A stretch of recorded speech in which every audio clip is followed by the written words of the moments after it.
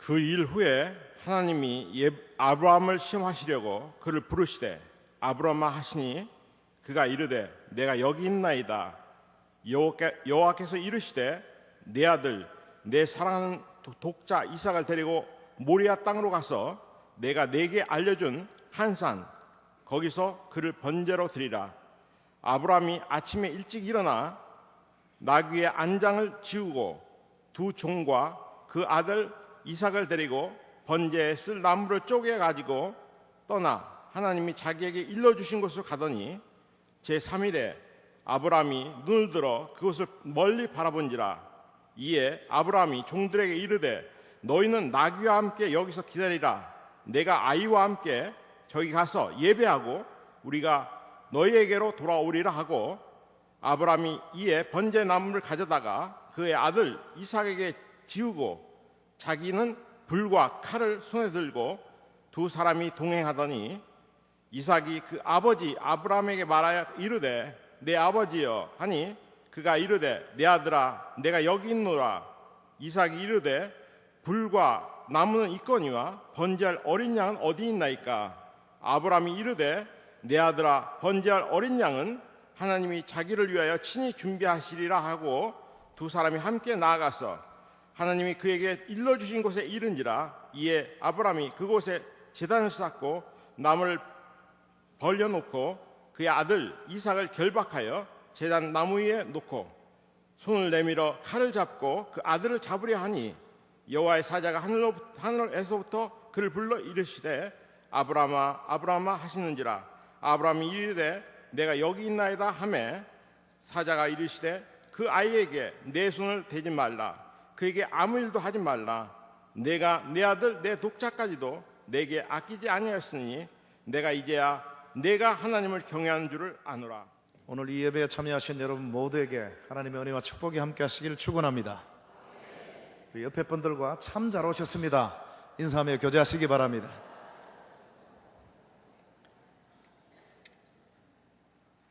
몽골에 벌러르라고 하는 한 소녀가 있었습니다.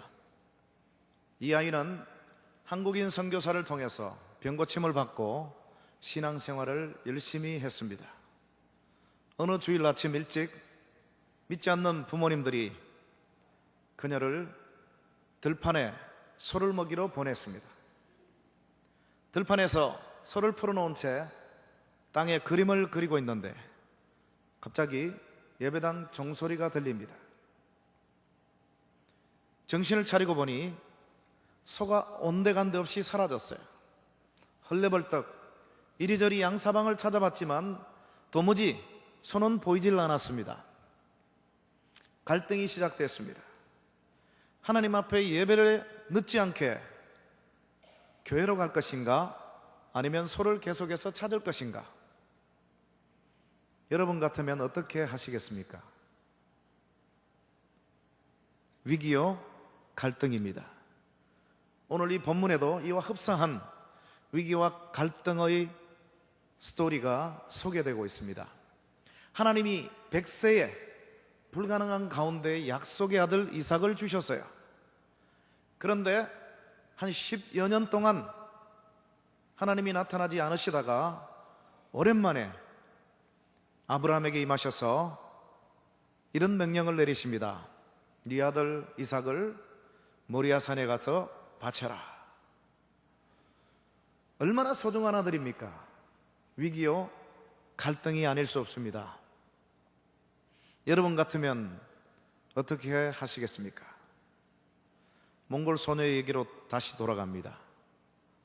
몽골 지방에서 소 한 마리는 적지 않은 재산이었을 겁니다. 예배는 소를 찾고 나서 언제든지 드릴 수 있습니다. 예배가 마쳐졌으면 그 다음 주, 또 그 다음 주 예배는 어김없이 찾아옵니다. 소는 지금 당장 찾지 않으면 영원히 찾지 못할 가능성이 많습니다. 그럼에도 이 소녀는 크게 고민할 여지 없이 소를 과감히 포기한 채 예배당으로 뛰어갑니다. 어째서 그렇게 할 수 있었을까요? 평소에 목사님을 통해서 하나님보다 더 소중한 것은 우리에게 절대로 있어서는 안 된다 하는 말씀과, 또 그렇게 하기 위해서 비록 순간적으로는 내게 손해가 되어 보이는 듯한 일이 있다 할지라도 하나님은 궁극적으로 우리에게 결코 손해를 끼치지 않으시는 분이시다, 이 말씀을 굳게 믿고 예배당으로 달려갔습니다. 오늘 본문에 아브라함은 어떻게 행동했을까요? 하나님의 약속의 말씀을 신뢰한 채 3일 길을 가면서도 조금도 흔들림 없이 당당하게 목표 지점인 모리아 산으로 올라가서 사랑하는 자식을 제 손으로 잡으려고 했습니다. 여러분, 100세에 불가능한 가운데 주신 약속의 아들입니다. 그 아들을 통해서 후손들을 하늘의 별과 같이 바다의 모래와 같이 주실 것이라고 약속했던 바로 그 소중한 아들입니다. 그거 주실 때는 언제고, 또 바치라는 의미는 도대체 무슨 뜻일까요? 오늘 1절에 그 의미와 목적이 기록이 되어 있습니다. 하나님이 아브라함을 뭐 하시려고요? 테스트 하시려고, 시험하시려고. 그러면 무엇을 시험하려고 하셨나? 두 가지 이유가 있습니다. 첫째는 하나님보다 네게 더 소중한 것이 있느냐 없느냐를 보고자 하심입니다. 하나님이 하늘에서 아브라함을 지켜보셨을 때 지금 아브라함의 영적인 상태가 빨간불이 켜지기 직전인 노란불 상황입니다. 그대로 내버려 두시면 하나님과 아브라함 사이에 심각한 문제가 생겨나게 돼요. 적절한 타이밍에 하나님이 개입하셔서 네 아들, 그렇게 소중한 아들 내게 바쳐라. 아브라함이 그 얘기를 듣고 드디어 정신을 차렸습니다. 21장 마지막 부분에 보면 아들이 주어졌을 때도 여전히 하나님 앞에 제사를 드렸습니다. 하나님을 존중히 여기고 예배드림을 끊이지 않았습니다. 그럼에도 불구하고 아브라함에게 한 가지 문제가 있었던 것은 하나님의 버금갈 정도로 소중한 것이 생겨났다는 겁니다. 우리 믿는 사람들에게 하나님보다 더 소중한 분은 존재하지 않습니다. 만일 그렇다면 그 사람은 참 그리스도인이 아닐 겁니다. 오늘 우리 성도들의 문제점들은 하나님보다 우리에게 더 소중한 것은 없지만 하나님과 버금갈 정도로 소중한 것이 존재했을 때 심각한 문제가 벌어지게 되는 거죠. 오늘 아브라함이 그랬습니다. 내가 그동안 내 아들에게 너무 많이 빠져 있었구나.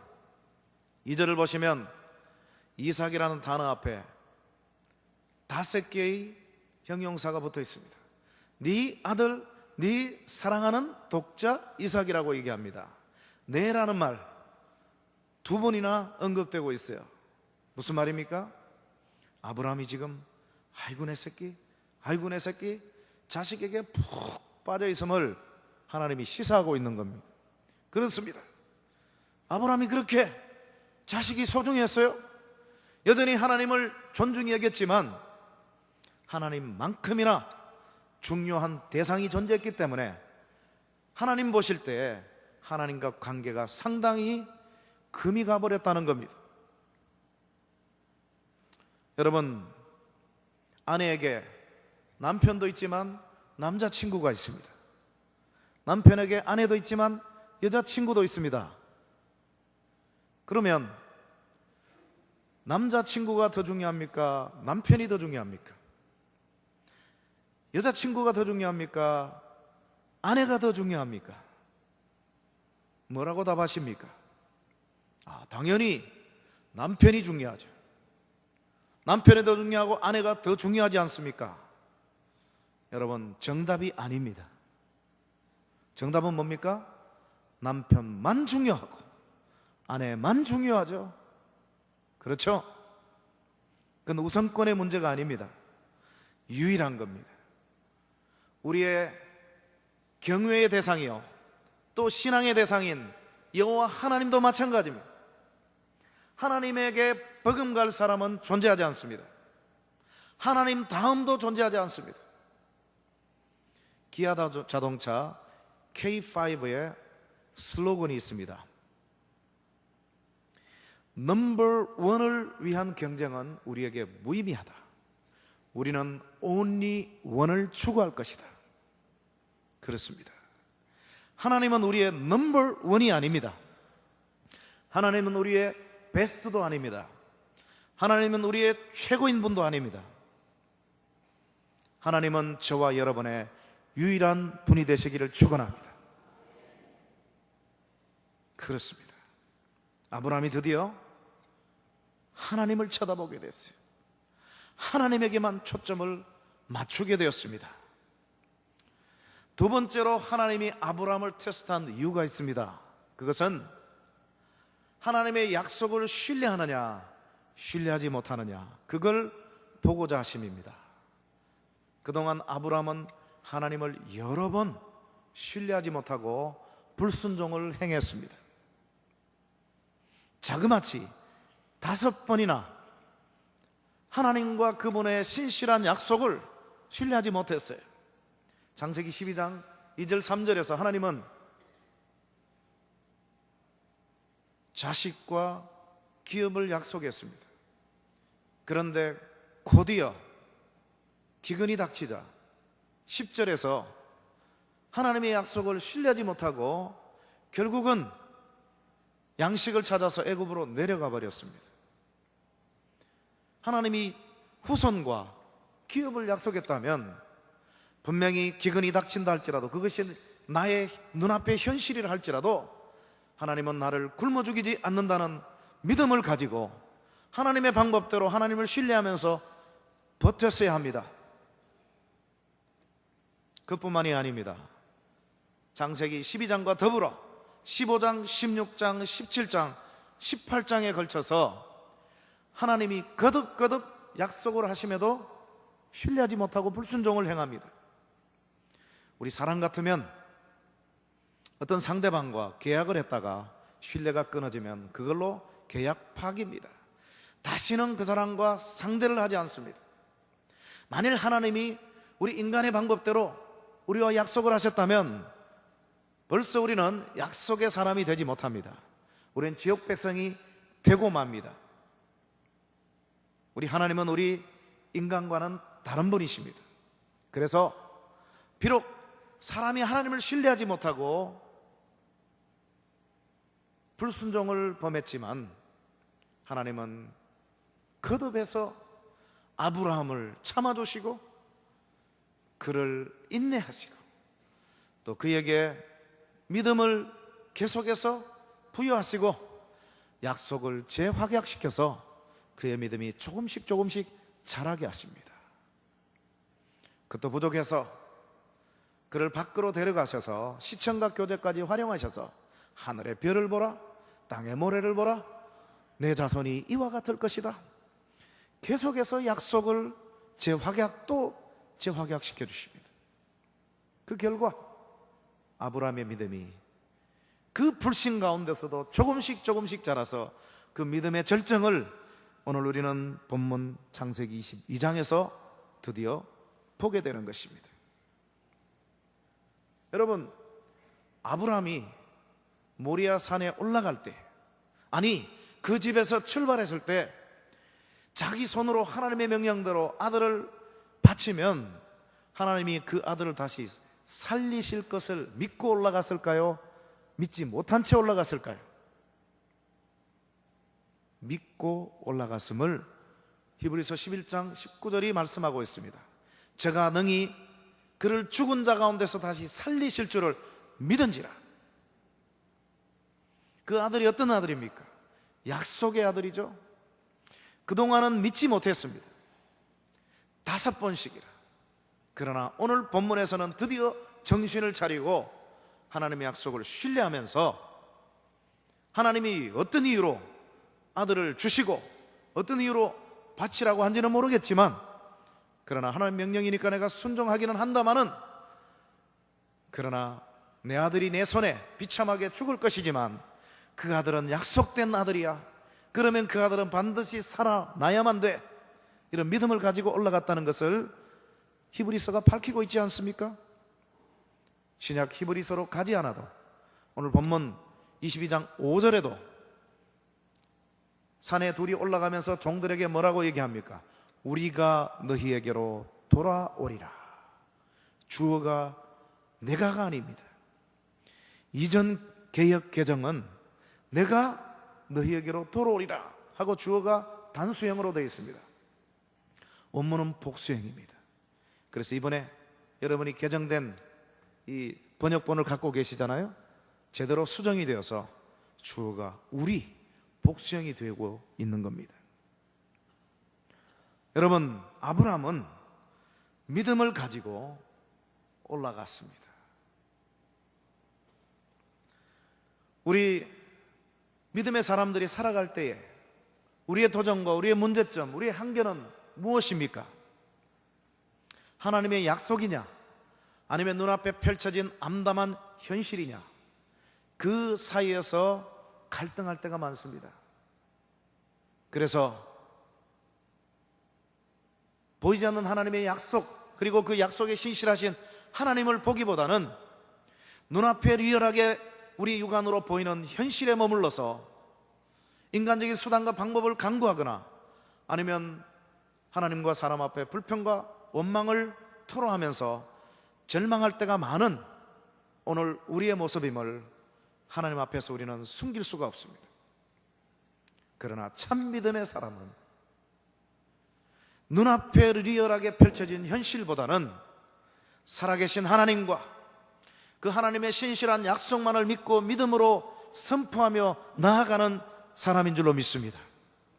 오늘 저와 여러분이 그런 사람들이 되시기를 축원합니다. 여러분 앞에 어려운 문제들이 있습니까? 이 전주 서문교회가 시련을 맞고 있습니다. 여러분이 예상치도 않고 아무도 원치 않았던 일이 벌어졌습니다.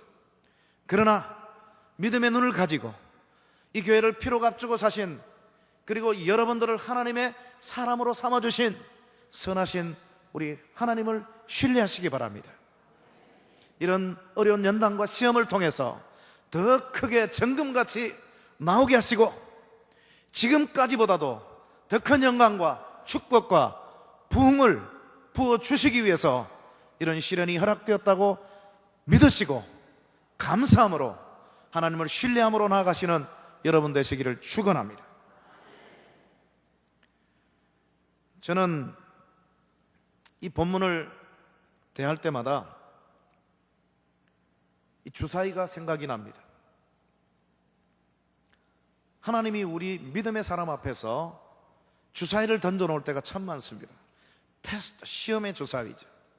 그런데 우리가 믿음이 부족해서 이 하나님이 던져놓으신 주사위를 내가 어떻게 감당해야 하나 절망하기도 하고 헤맬 때도 많고 또 인간적인 수단과 방법으로 하나님이 원치 않는 그런 결정을 내릴 때가 참 많습니다.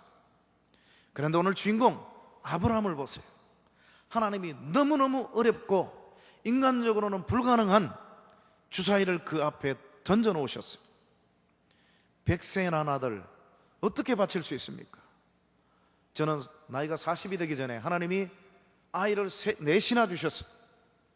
이 본문을 읽을 때마다 하나님이 내 가운데 한 명 바치라고 그러면 누구를 바칠까? 아무리 카운트해봐도 바칠 놈이 없어요. 그런데 100세의 부부가 불가능한 가운데 하나님이 기적적으로 예수 그리스도가 어머니 마리아 몸에서 동정녀로 탄생한 그 다음으로 기적적으로 태어난 아이 아닙니까? 어떻게 바칠 수가 있습니까? 쩔쩔맬 수밖에 없죠. 그런데 아브라함은 조금도 요동치 않고 흔들리지 않고 출발 때부터 3일 길을 가면서까지 뒤로 돌이키지 않고 흔들리지 않고 모리아 산상까지 담대한 믿음으로 올라갔습니다. 그리고 그 아들을 잡으려는 날카로운 칼을 든 오른손을 높이 지켜 세웠습니다. 이 모습을 보고 이번에 당황한 쪽은 주사위를 그에게 던져놓으신 하나님이십니다. 아브라함은 확고한 믿음과 신뢰로 그에게 던져놓은 주사위를 하나님 앞에 되레 던져버렸습니다. 이번에 당황한 쪽은 하나님이세요. 얼마나 당황하셨던지 10절을 보시면 뭐라고 기록되어 있습니까? 아브라함아, 아브라함아. 한 번이 아니라 두 번이나 소리칩니다. 야 이놈아, 그거 약속의 아들이야. 죽이면 안 돼. 내가 죽이려는 뜻이 있는 게 아니었어. 너를 테스트 하려고 했을 뿐이야. 절대로 죽이면 안 돼. 아브라함아, 아브라함아. 여러분, 이 본문의 장면을 가지고 수많은 유명한 화가들이 그림을 그렸습니다. 그 화가들의 그림은 동일하게 천사가 나타나서 날카로운 칼을 들고 있는 아브라함의 손을 다급하게 잡고 있는 그런 모습을 다 그려놨습니다. 공통적으로 하나님이 다급해 주셨어요. 여러분, 우리도 오늘 본문의 아브라함처럼 하나님이 앞으로 우리에게 시험에 주사위를 던져놓을 때 그걸 보고 믿음이 부족해서 당황하거나 또 절망하지 말고 단호한 믿음으로 오히려 하나님 앞에 그 주사위를 던져버림으로 하나님이 오히려 당황하셔서 야 성우가 아브라함아 아브라함아, 내가 그런 뜻이 아니었어. 이제는 네 마음 알겠어. 이렇게 하나님을 당황하게 만드는 믿음의 사람들이 되시기를 주님의 이름으로 축원합니다. 미국의 저명한 기독교 사회학자 그리고 설교가인 토니 캠플러 목사님의 친구의 얘기가 있습니다. 어느 날 부부가 잠을 자고 있는데 갑자기 엄청난 천둥과 번개 소리에 잠을 깼습니다. 정신을 차리고 보니까 내성벼락이 떨어지고 번개가 번뜩입니다. 저도 미국에 있을 때 그런 경험을 많이 했습니다. 마치 우리 집 위에서 폭탄을 투하하듯이 어른인 저희들도 두려워서 떨 정도로 엄청난 그런 폭풍우가 몰아닥칩니다. 2층에 있는 5살 난 딸이 생각났습니다. 얼른 뛰어갔어. 어떻게 됐나 봤더니만 그 딸은 이미 깨어가지고 창문가에서, 번개가 번쩍이고 있는 그 창문가에서 손을 이렇게 하면서 아버지를 쳐다보고 있습니다. 아빠가 애미야 큰일 나, 빨리 이리 와 했더니만 이 딸이 뭐라 그런지 아세요? 아빠 괜찮아, 이거 하나님이 나 사진 찍어주시는 거야. 여러분, 사진을 찍으면 플래시가 번뜩이지 않습니까? 그 번개가 번뜩이는 것을 하나님이 그 자신에게 사진을 찍어주는 것으로 이해를 했습니다. 저는 그 글을 읽고 충격을 받았어요. 비록 철없는 아이지만 그 두려운 위기의 상황을 인간적으로 해석하지 않고 하나님의 관점으로 해석하면서 웃을 수 있는 그 여유, 오늘 저와 여러분에게 필요한 줄로 믿습니다. 여러분 앞에 펼쳐지는 수많은 부정적인 상황들, 또 장애물들, 그걸 바라보고 인간적인 관점으로 절망과 좌절에 빠지거나 부정적인 생각으로 모든 것을 해석하지 마시기 바랍니다. 하나님의 관점에서 하나님이 우리의 믿음이 부족하셔서 이번에 이 계기를 통해서 하나님과 가까워지고 우리에게 더 큰 축복을 주시고 우리가 더 하나가 되어서 하나님을 더 열심히 섬겨 우리가 영적으로 이 전주 지역에서 더 높이 비상할 수 있는 그런 절호의 기회로 만들어 주셨다, 그런 관점으로 이해하셔서 믿음으로 선포하시고 감사함으로 나아가심으로 하나님이 예비하신 예상치 못하는 놀라운 축복을 아낌없이 받아 누리시는 여러분 되시기를 축원합니다. 우리 하나님은 약속에 신실하신 하나님이심을 믿으시기 바랍니다. 저는 미국 시카고에서 10년 동안 유학하면서 거주를 했습니다. 시카고에서 일어난 실화를 하나 소개하겠습니다. 어떤 믿음 좋은 처녀가 믿지 않는 택시를 모는 기사와 사랑에 빠져서 결혼을 하게 됐어요. 예수 믿기로 약속을 하고 결혼을 했는데 이 남자의 말은 또 믿을 수가 잘 없잖아요. 10년이 지났는데 교회를 나오지 않습니다. 그래도 그녀는 낙심하지 않고 하나님을 원망하지 않았습니다. 결혼하기 전부터 기도할 때마다 결혼할 대상이 하나님 앞에 돌아온다는 확신을 주셨어요. 10년 동안 한 번도 빠짐없이 기도할 때마다 그런 확신을 주셨어요. 20년이라는 세월이 지나갔습니다. 그럼에도 여전히 남편은 약속을 지키지 않고 교회를 나오지 않습니다. 30년이 지나갔습니다. 그래도 그녀는 하나님을 신뢰하고 약속을 굳게 믿고 감사함으로 인내로 기도하며 나아갔습니다. 그러던 어느 날 남편의 회사로부터 청천벽력 같은 전화를 받습니다. 남편이 그날 운전을 하고 돌아오다가 교통사고를 당해서 비참하게 세상을 떠났다는 얘기였습니다. 택시를 잡아 타고 남편이 누워있는 장소로 뛰어갔습니다. 그 피투성이가 된 시신을 부둥켜 안고 그녀는 하늘을 향해서 삿대질을 하면서 소리칩니다. 하나님, 그렇게 약속하셨는데 내 남편은 교회 한 번 나오지 않고 그것도 이렇게 비참하게 세상을 떠났습니다. 하나님 살아계시기나 합니까? 나 다시는 하나님 믿지 않을 텐니다. 그리고는 장례식을 마치고 그날 이후로 교회에 발을 끊어버렸습니다.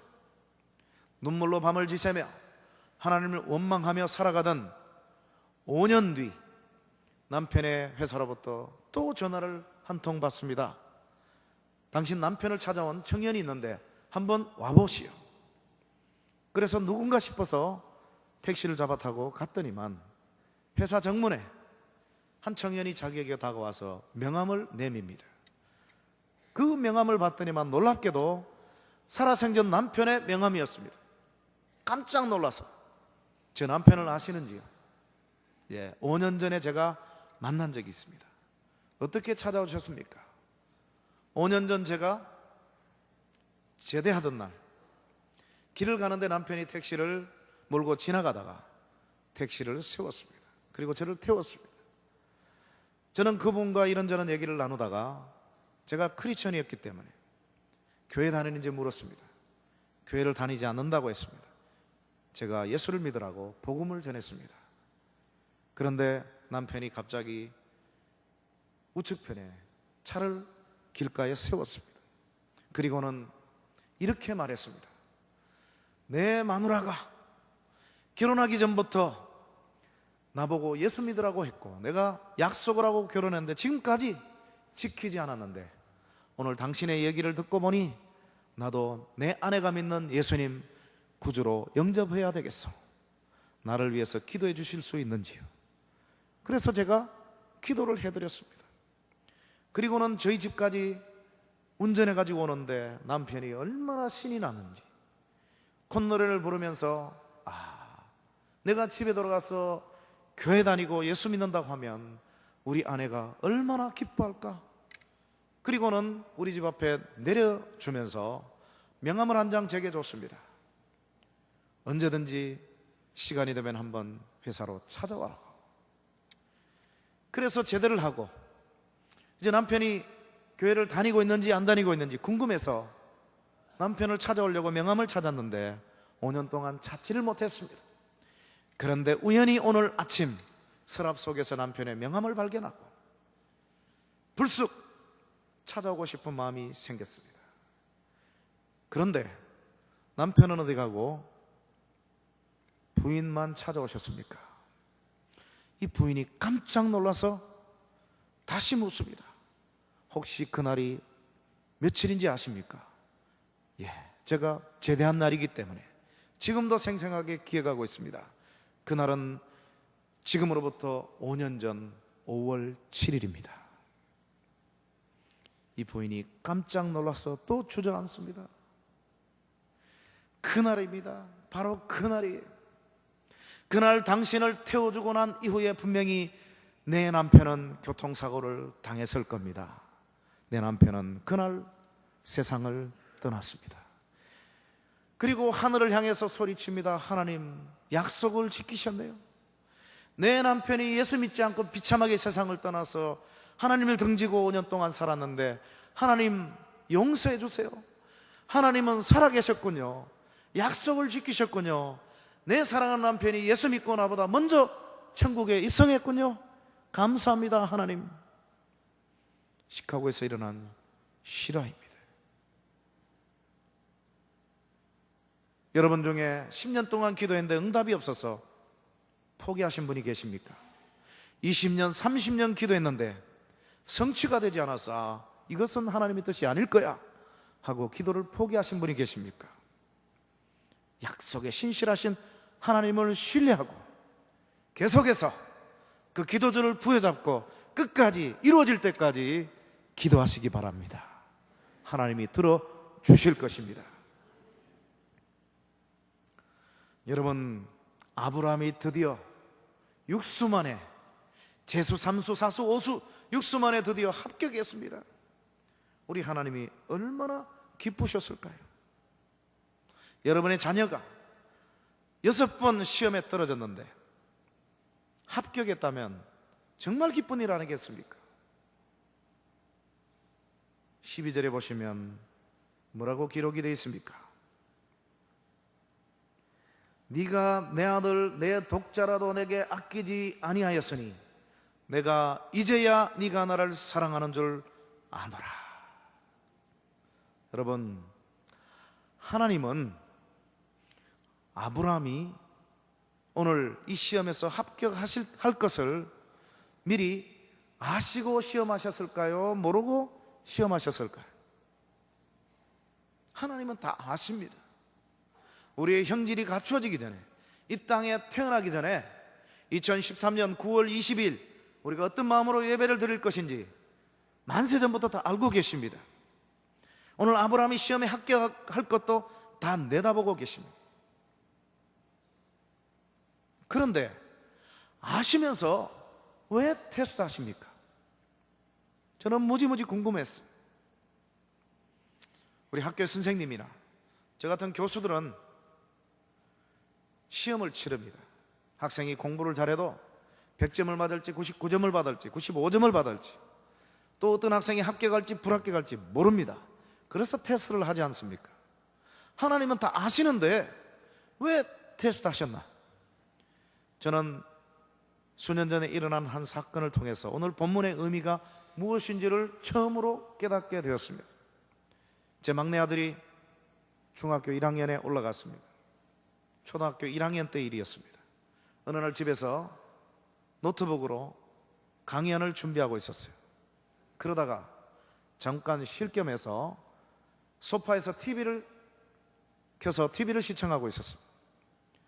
그런데 갑자기 좋은 아이디어가 떠올랐어요. 빨리 컴퓨터에 쳐넣기 위해서 가봤더니만 어느새 막내가 컴퓨터를 독차지하고 게임을 시작했습니다. 야, 지훈아, 아빠 지금 빨리 쳐넣어야 돼. 빨리 줘. 했더니만 안 돼, 아빠. 나 지금 게임 시작했어. 빨리 쳐넣어야 돼. 나와. 안 돼, 아빠. 이거는 맞춰야 돼. 한 게임은 끝나야 돼. 그래서 제가 화가 나서, 너 아빠를 더 사랑해, 게임을 더 사랑해? 당근이지. 당근 뭐야? 아빠를 더 사랑하지. 더 사랑하면 지금 당장 내놔, 이놈아. 안 돼, 아빠. 이 한 게임은 맞춰야 돼. 그리고는 막 눈도 깜짝이지 않고 거기에 지금 혈안이 돼갖고 빠져있는 거예요. 어쩔 수 없이 소파에 와서 보던 TV를 계속 보는데 괘씸하더라고요. 아, 이놈이 저를 사랑하는 건 제가 너무너무 잘 알죠. 그런데 이 한순간만큼은 아빠보다 게임을 더 사랑하는 거예요. 그래서 제가 괘씸해서 건드렸습니다. 소파에서, 밖에서. 너 아빠를 더 사랑하면 지금 당장 내놔야 돼. 안 내놓으면 너 아빠보다 게임을 더 사랑하는 거야. 그렇지. 그러고 있었는데 조금 있으니까 왼쪽에 인기척이 느껴져요. TV를 보다 왼쪽을 봤더니만 이놈이 고개를 푹 숙인 채 눈물을 툭툭 흘리면서 씨 가서 해 그러는 거예요. 저는 그때 오늘 본문의 의미를 처음으로 깨달았습니다. 이야, 이놈이 진짜 나를 사랑하는구나. 그동안도 저는 지식적으로 감정적으로 저는 제 아들이 저를 사랑한다는 거 알고 있었습니다. 그런데 그 철없는 아이가 게임이 얼마나 중요합니까? 우리는 게임이 중요한 걸 몰라요. 딱지 시대 사람이기 때문에. 그런데 우리 아이들에게는 게임이 그렇게 중요합니다. 한 게임은 맞춰야죠. 그렇다고 아빠를 덜 사랑하는 게 아니잖아요. 그런데 그 순간만큼은 게임을 포기할 수 없는 거예요. 그런데 아빠가 건드리죠, 밖에서. 이 아이가 생각을 합니다. 아, 아빠의 말대로 내가 아빠를 제일 사랑하는데, 근데 내가 지금 게임에 빠져 있다. 우리 아빠는 지금 상처를 입고 아빠를 더 사랑하는 걸 입증하기를 지금 원하고 있는데, 비록 내가 이 게임을 포기하는 것이 억울하고 원통하고 또 분노스럽지만 너무너무 아까운 거지만 아빠를 내가 사실은 더 사랑하기 때문에 이걸 내가 입증해야 돼. 그래서 과감히 포기하고 희생하면서 울면서 분노하면서도 쉬 가서 해 하더라고요. 그래서 뛰어가 봤더니만 한 게임이 지금 맞춰지지도 않았어요. 마칠 시간도 아니었어요. 그때 저는 야, 이놈이 진짜 나를 사랑하는구나. 이제야 이놈이 나를 사랑하는 것을 알겠노라. 과거에는 몰랐다는 얘기가 아닙니다. 그러나 희생과 손해를 무릅쓰고라도 행동으로 보여줬을 때, 야, 진짜 나를 사랑하는구나. 시공간을 초월해 계시는 우리 하나님, 아브라함의 형질이 갖추어지기 전에도 오늘 본문에서 시험에 합격할 것을 미리 다 내다보고 계시는 하나님이시지만, 시공간에 갇혀가지고 1초 1초를 벗삼아 미래를 향해서 달려가는 그 아브라함이 3일 길을 가면서도 찢어지는 가슴 속에서도 조금도 요동하지 않고 모리아 산상으로 올라가면서 그 아들을 결박해서 사랑하는 아들을 제 손으로 죽이려고 그 날카로운 칼을 든 오른손을 높이 지켜 세웠을 때, 그때서야 하나님께서 네가 이제야 나를 사랑한 줄 내가 알겠노라. 여러분, 그런 의미입니다. 우리가 그동안 하나님을 사랑한다고 말로, 입술로 얼마나 고백했습니까? 그러면서도 하나님을 배반하고 살았을 때가 참으로 많았지 않습니까? 우리 하나님도 우리 부모들처럼, 과거의 저처럼 우리가 행동으로, 비록 손해를 무릅쓰고 희생을 무릅쓰고서라도 하나님 한 분만을 생각하면서 믿음으로 사랑을 실천한, 헌신하는 모습을 보고 기뻐하시기를 즐겨하시는 분이시라는 사실을 믿으시기 바랍니다. 입술만의 신앙이 아니라, 말만의 사랑이 아니라 행동으로, 희생으로 보이는 그런 살아있는 신앙이 되시기를 주님의 이름으로 축원합니다. 여러분, 몽골 소녀의 뒷얘기가 궁금하지 않습니까? 예배당으로 헐레벌떡 뛰어갔습니다. 온 성도들이 왜 이렇게 숨이 차게 뛰어왔냐고 물었어요. 자초지종을 말했습니다. 드디어 예배가 시작됐습니다. 거기에 한국인 선교사 한 분이 예배 참석했습니다. 그분은 예배 시간 내내 하나님 앞에 이렇게 기도했습니다. 하나님, 소를 포기하고, 그 소중한 소를 포기하고 하나님을 찾아온 저 소녀 결코 손해보지 않게 주옵소서. 아마도 거기에 참여한 모든 몽골 소녀들, 신앙인들도 성도들도 똑같은 기도를 올렸을 겁니다. 예배가 마쳐졌습니다. 이제 예배당 문이 열리고 맨 처음 사람이 바깥으로 예배당 마당으로 나갔습니다. 그런데 놀라운 기적이 일어났어요. 예배당 마당에 소름 소리가 들리는 겁니다. 깜짝 놀라서 온 성도들이 다 나가봤더니만 한 번도 그 마당에 와보지 않았을 가능성이 많은 그 소가 예배당 마당에 와 있는 거예요. 여러분, 그 소가 제자리를 찾았다면 원래 있던 장소로 가든지 아니면 익숙하던 집으로 가든지 해야죠. 예배당 마당에 누가 소를 갖다 놓습니까? 한 번도 안 와봤을 가능성이 100%죠. 어떻게 해서 예배드리고 있는 예배당 마당에 자발적으로 찾아왔을까요? 누가 하신 일입니까? 하나님이 하신 일이에요. 여러분, 하나님이냐 소냐, 그 중에서 소를 과감히 포기하고 하나님만을 선택했더니 하나님도 영광 받으시고 예배도 참석하게 되고, 그녀가 포기했던 소까지 하나님은 덤으로 선물로 허락하셨습니다. 오늘 본문의 아브라함은 어떻습니까? 하나님이냐 백세에 낳은 아들이냐, 아들을 포기하고 하나님 앞에 바치려고 했을 때 하나님도 영광 받으시고 시험에도 합격하고 덤으로 그가 잡으려고 했던 자식까지 선물로 받았습니다. 오늘 설교의 제목이 뭡니까? 하나님의 방정식. 그와는 반대로 세상의 방정식이 있습니다. 인간의 산술, 인간의 계산법이죠. 보여주세요. 1 빼기 1은 뭡니까? 0입니다. zero, nothing입니다. 1에다가 1을 빼면 아무것도 없어요. 그래서 누구도 1에서 1을 빼려고 하지 않습니다. 왜냐? 손해보니까.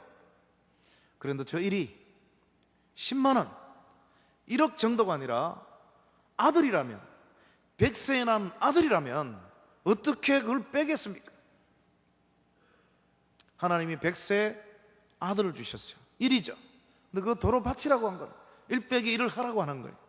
근데 우리 믿음의 사람들도 세상 방정식에 취해서 자주자주 1에다가 1을 빼지 못하는 수가 참 많습니다. 그러나 오늘 저와 여러분은 이 본문을 통해서 하나님의 방정식을 기억하실 수 있어야 합니다. 하나님의 방정식이 어떤 셈법입니까? 보여주세요. 1에다가 1을 빼면 제로가 되는 것이 세상의 산술입니다. 그러나 우리 하나님의 방정식은 우리의 상상을 뒤엎어 버립니다. 1에다가 믿음으로 1을 빼려고 하면 제로를 선물로 주시는 분이 아니라 1보다 훨씬 큰 3을 선물로 주시고, 그뿐 아니라 포기하려고 했던 1도 덤으로 주시고, 그걸로 끝나지 않고 스몰 1까지도 선물로 허락하시는 하나님이심을 기억하시기 바랍니다. 저 빅토리가 뭘까요? 첫째는 시험에 합격했습니다. 둘째는 한동안 좀 놓쳐졌던 하나님을 다시 회복했어요. 하나님에게만 초점 맞추게 될 수가 있었습니다. 마지막 세 번째로는 하나님께 영광을 돌리고 그분을 기쁘시게 하는 삶을 살았습니다. 우리 사람의 제일 되는 목적이 뭡니까? 우리가 예수 믿고 구원받아서 천국 가는 겁니까? 그것도 중요하지만 우리의 가장 중요한 것은 하나님을 영화롭게 하는 것이고 하나님께 영광을 돌리는 것임을 믿으시기 바랍니다. 오늘 아브라함이 하나님을 흡족해 했습니다. 그걸로 끝나지 않죠. 그가 포기하려고 했던, 잡으려고 했던, 피를 보려고 했던 100세에 난 사랑하는 독자 이삭을 하나님은 덤으로 살려서 고스란히 주셨어요. 그걸로 끝나는 하나님이 아니십니다. 스몰론입니다. 이 스몰론은 뭡니까?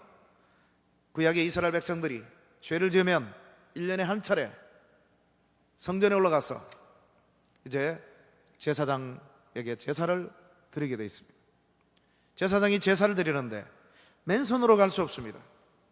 각자가 소나 양을 가지고 가야 합니다.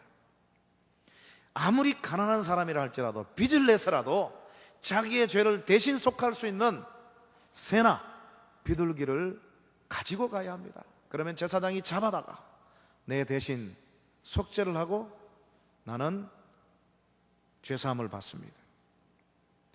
제사장이 준비하는 것이 아닙니다. 하나님이 준비하는 것이 아니에요. 각자가 준비해 가는 것입니다. 오늘 본문에 이삭 대신에 희생 제물로 준비된 이 숫양 누가 준비했습니까? 아브라함이 준비해 갔습니까? 아니죠. 하나님이 친히 손수 예비하셨어요. 이것까지도 하나님이 이삭을 대신해서 손수 준비하셨습니다. 사랑하는 성도 여러분, 눈앞에 암담한 현실이 여러분 앞에 있습니까? 여러분 교회의 형편이 무지무지 힘든 상황에 봉착해 있습니까? 그렇습니다. 믿는 사람이라고 그런 현실이 배제되는 것은 아닙니다. 그러나 그 현실만 바라보지 마시고 그 현실 너머에 하나님이 예비하신 놀라운 축복을 바라보시기 바랍니다. 고난과 환난과 시험과 역경은 변장하고 찾아오는 하나님의 축복의 기회임을 믿으시기 바랍니다. 오늘 이 시간 우리 하나님은 저와 여러분에게도 묻습니다. 그동안 나와 버금갈 정도로 사랑해서 아껴서 그 내려놓지 못하고 포기하지 못하고 바치지 못했던 것 무엇이냐? 그거 오늘 나를 위하여 과감히 포기하고 내려놓을 수 있느냐?